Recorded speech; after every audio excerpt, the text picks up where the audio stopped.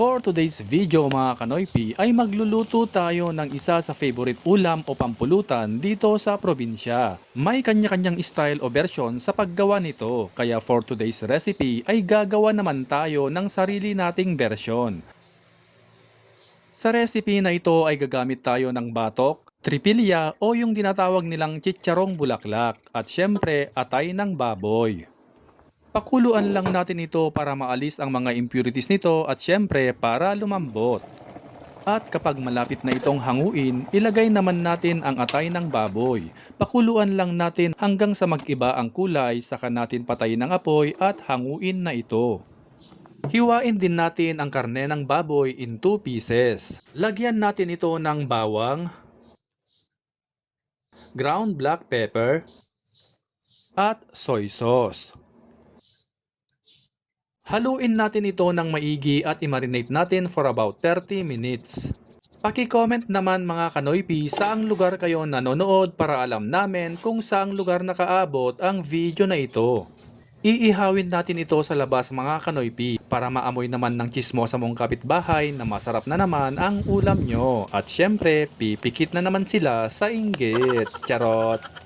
May mga tao talaga mga Kanoypi na kahit di mo sila inaano galit na galit sila sa'yo. Wala ka namang ginagawang masama.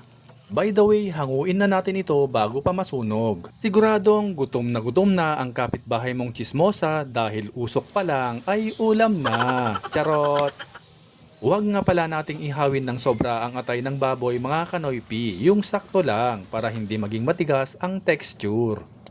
Pagkatapos nating ihawin lahat, syempre hiwain natin ito ng maliliit. By the way, shoutout nga pala sa lahat ng ating avid followers and viewers worldwide, especially sa lahat ng nanood ng ating recent video. Shoutout nga pala kay Lorna Onda of Winnipeg, Canada, Janice Dagoy Fariolen of Cebu City, at sa ating top fan na si Annalisa Lastimosa of Osamis City, Mindanao. Pagkatapos nating hiwain lahat, lagyan natin ito ng sibuyas, tinadtad na luya, siling labuyo, mas maanghang, mas masarap. Lagyan din natin ito ng asin para magkaroon ng lasa. At syempre, sukang Iloko. Haluin natin ito ng maigi.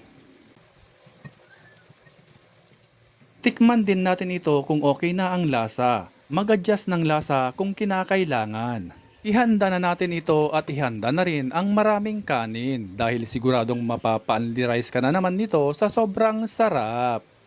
Ganitong ulam lang mga Kanoypi ay sapat na. Di lang ito masarap na ulam, ito rin ay the best na pampulutan. Kung natakam ka sa video na ito mga Kanoypi, itag at ishare nyo na ito sa mga friends at family ninyo. Maraming salamat po sa walang sawang panonood at pagsuporta. At kung bago ka pa lamang dito sa aming page ay mag-follow ka na para updated ka lagi sa aming bagong recipe. Hanggang sa muli! Kain na mga Kanoypi!